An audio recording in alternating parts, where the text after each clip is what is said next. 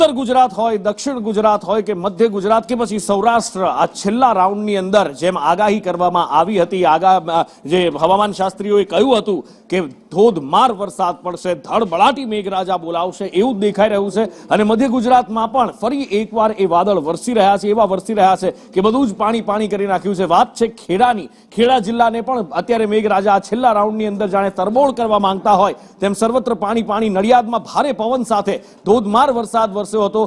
बपोरे पण लाइटो चालू करवी पड़े एवो भारे वरसाद हतो। विजिबिलिटी ओછી થઈ ગઈ હતી, અંધારપટ છવાઈ ગયો હતો અને અડધો કલાકમાં જ 1 ઇંચથી વધારે વરસાદ વરસી ગયો છે। અને આ બધા વચ્ચે નવરાત્રીના જે આયોજકો છે, ખેલૈયાઓ છે, એમની ચિંતા પણ વધી છે, કારણ કે જે 3 દિવસથી વરસાદ વરસી રહ્યો છે એના કારણે ગરબાના જે પણ ગ્રાઉન્ડ છે બધે જ પાણી ભરાઈ ગયા છે। આયોજકો તૈયારી કરી રહ્યા હતા, નવી માટી લાવીને મૂકી હતી, પણ એ બધા વચ્ચે પાછો ધોધમાર વરસાદ વરસ્યો છે અને હજી પણ 3 દિવસ સુધી આવો વરસાદ વરસે એવી શક્યતા વ્યક્ત કરવામાં આવી છે। 3 દિવસ હજી પણ ગુજરાત માટે ભારે છે અને આ બધા વચ્ચે ખેડા પાણી પાણી થયું છે।